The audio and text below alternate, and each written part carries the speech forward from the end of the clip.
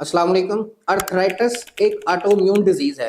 Autoimmune disease उन्हें कहते हैं जब आपका अपना मुदाफ़ती निज़ाम ही आपके खिलाफ हो जाए। तो जब आपका अपना मुदाफ़ती निज़ाम ही आपके खिलाफ हो जाएगा, आप उसको ट्रीट जब करते हैं तो ट्रीट नहीं कर सकते, आप उसको फर्स्ट एड देने लग जाते हैं कि आपकी बॉडी जो है वो कंफर्ट जोन में आ जाए। अगर आपको ज्वाइंट्स डी शेप होते जा रहे हैं, स्वेलिंग है, मूवमेंट इजी नहीं रही, बॉडी स्ट्रक्चर से साफ पता लग जाता है कि हमारे पास आने वाला जो है ये आर्थराइटिस का पेशेंट है। लेकिन कंपैरेटिवली अगर देखा जाए होम्योपैथिक और एलोपैथिक में, कि जब एलोपैथिक के अंदर आर्थराइटिस में पेन किलर शुरू करवा दी जाती हैं तो वो उस पेशेंट का जो डेथ कॉज होती है वो लीवर या किडनी फेलियर होती है। उसकी वजह यह है कि इसके अंदर बेतहाशा पेन रिलीफ की, पेन को दूर करने के लिए दर्द अद्वियात का इस्तेमाल किया जाता है।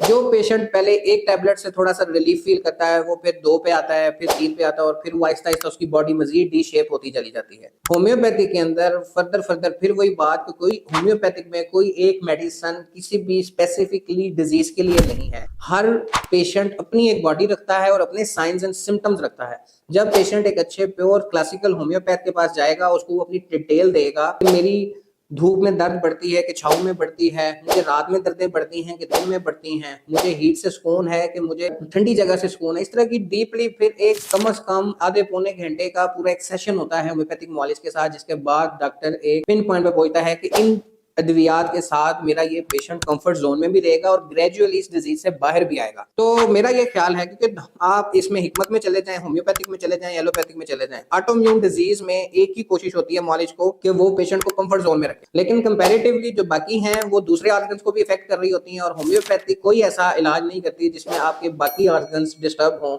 या वो बिल्कुल फेलियर की तरफ चले जाए। तो मैं ये कहता हूँ कि जो मरीज हैं उनकी फर्स्ट प्रायोरिटी एक अच्छा होम्योपैथ होनी चाहिए। शुक्रिया।